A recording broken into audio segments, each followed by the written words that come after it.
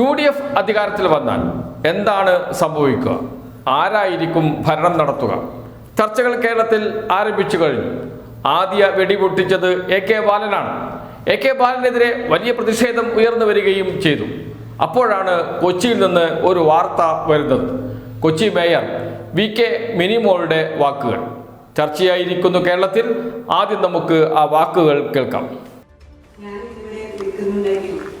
അത് ലത്തീൻ സമുദായത്തിന്റെ ഒരു ഉറച്ച ശബ്ദം സമുദായത്തിന് വേണ്ടി ഈ സമൂഹത്തിൽ ഉയർന്നതിന്റെ തെളിവാണ് എൻ്റെ ഈ കൊച്ചി മേയർ എന്ന പദവി ഞാൻ ഉറപ്പിച്ചിരിക്കുക.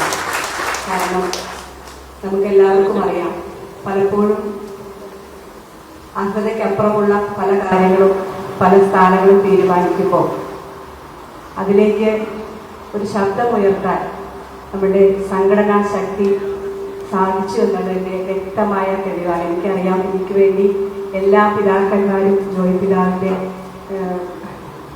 പിതാവിൻ്റെയൊക്കെ നേതൃത്വത്തിൽ എല്ലാ പിതാക്കന്മാരും എനിക്ക് വേണ്ടി പറഞ്ഞിട്ടുണ്ടെന്ന് എനിക്കറിയാം. എല്ലാവരുമുള്ള നന്ദി ഞാൻ ഈ അവസരം.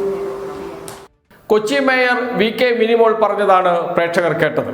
കൊച്ചി മേയറുടെ തെരഞ്ഞെടുപ്പ് നേരത്തെ തന്നെ വിവാദമായിരുന്നു. മതശക്തിക്ക് ജാതിശക്തിക്ക് അടിയറ വെച്ചു എന്ന തരത്തിലുള്ള ചർച്ചകളാണ് ഉയർന്നു വന്നത്. അന്ന് കോൺഗ്രസ് നേതാക്കൾ പറഞ്ഞത് ഭൂരിപക്ഷം കൗൺസിലർമാർ തീരുമാനിച്ചതിൻ്റെ അടിസ്ഥാനത്തിലാണ് തീരുമാനമെടുത്തത് എന്നാണ്. ദീപ്തി മേരി വർഗീസ് ആയിരിക്കും കൊച്ചി മേയർ എന്ന് ഏതാണ്ട് ഉറപ്പിച്ചതാണ്. ദീപ്തി മേരി വർഗീസിനെ മുന്നിൽ നിർത്തിയാണ് തെരഞ്ഞെടുപ്പിനെ നേരിട്ടത് UDF. പക്ഷേ കൊച്ചി കോർപ്പറേഷൻ ഭൂരിപക്ഷം ലഭിച്ചപ്പോൾ ആകെ മാറി. ലത്തീൻ കത്തോലിക്ക സഭ പിടിമുറുക്കി. ലത്തീൻ കത്തോലിക്ക സഭ പരസ്യമായി പറഞ്ഞു, ഞങ്ങൾ എന്ന് വെച്ചാൽ ലത്തീൻ കത്തോലിക്ക സഭയിൽപ്പെട്ടവർ താമസിക്കുന്ന ഇടങ്ങളിലാണ് വൻ വിജയം നേടിയത് UDF.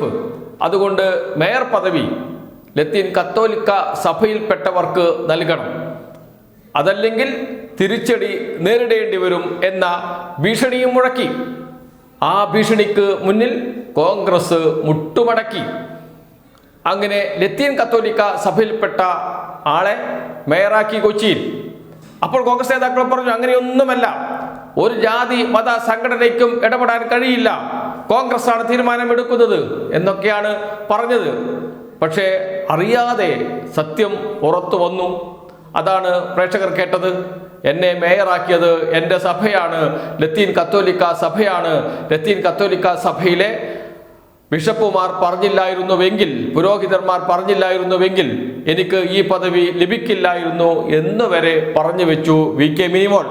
എന്ന് വെച്ചാൽ 2026 നിയമസഭാ തെരഞ്ഞെടുപ്പിൽ UDF അധികാരത്തിൽ വന്നാൽ ആരായിരിക്കും ഭരണം നടത്തുക എന്ന് AK ബാലൻ മാത്രമല്ല, കേരളത്തിലെ എല്ലാവരും വിളിച്ചു പറയുന്നുണ്ട്. അത് ജാതി മത ശക്തികളായിരിക്കും എന്ന്. ഏത് ജാതി മത ശക്തികൾ? പ്രത്യേകിച്ച് ജമാഅത്തെ ഇസ്ലാമി, മുസ്ലിം ലീഗ്, ലത്തീൻ കത്തോലിക്ക സഭ തുടങ്ങിയ ക്രിസ്ത്യൻ മുസ്ലിം സംഘടനകളുടെ ഭരണമായിരിക്കും കേരളത്തിലുണ്ടാകുക എന്ന ആശങ്ക പരസ്യമായും രഹസ്യമായും പലരും പ്രകടിപ്പിക്കുന്നുണ്ട്. ആ ഘട്ടത്തിലാണ് VK മിനിമോളുടെ ഈ അഭിപ്രായം വരുന്നത്. AK ബാലൻ പറഞ്ഞത് ജമാഅത്തെ ഇസ്ലാമിയായിരിക്കും ആഭ്യന്തര വകുപ്പ് കൈകാര്യം ചെയ്യുക എന്നാണ്. AK ബാലൻ കേരളത്തിൽ ഡിവിഷൻ ഉണ്ടാക്കാൻ ശ്രമിക്കുന്നു, മതവിഭാഗീയത ഉണ്ടാക്കാൻ ശ്രമിക്കുന്നു എന്നൊക്കെയുള്ള വിമർശനം ഉയർന്നു വന്നു. അദ്ദേഹം ആ പ്രസ്താവന പിൻവലിക്കണമെന്നാവശ്യപ്പെട്ടു. ജമാഅത്തെ ഇസ്ലാമി വാർത്താ സമ്മേളനം വിളിച്ച് പ്രതിഷേധിച്ചു, മാപ്പ് പറയണമെന്നാവശ്യപ്പെട്ടു. അദ്ദേഹത്തിന് വക്കീൽ നോട്ടീസ് അയച്ചു, 1 കോടി രൂപ നഷ്ടപരിഹാരം ആവശ്യപ്പെട്ടുകൊണ്ട്. AK ബാലൻ പറഞ്ഞു, ഒരു നയാ പൈസ തരില്ല, ഞാൻ പറഞ്ഞതിൽ ഉറച്ചു നിൽക്കുന്നു, കോടതിയിൽ നേരിടാം, എന്നെ ജയിലിലേക്ക് അയച്ചാൽ ഞാൻ അവിടെ ഖുർആൻ വായിച്ചു കൊണ്ടിരിക്കും എന്നാണ്. എന്ന് വെച്ചാൽ ജമാഅത്തെ ഇസ്ലാമിയുമായി പോരാട്ടത്തിന് തന്നെയാണ് എന്ന് ഉറപ്പിച്ചു പറഞ്ഞു AK ബാലൻ. കേരളത്തിൽ ചർച്ചയായി AK ബാലൻ പറഞ്ഞത്. അപ്പോഴാണ് VK മിനിമോളുടെ വാചകവും കൂടി പുറത്തു വരുന്നത്. അപ്പോൾ കാര്യങ്ങൾ വ്യക്തമായി വരുന്നുണ്ട്. UDF അധികാരത്തിൽ വന്നാൽ ആരായിരിക്കും കേരളം ഭരിക്കുക എന്നതിൻ്റെ ഉത്തരമാണ് ഓരോ ദിവസവും കഴിയുന്തോറും കൂടുതൽ വ്യക്തമായി വരുന്നത്.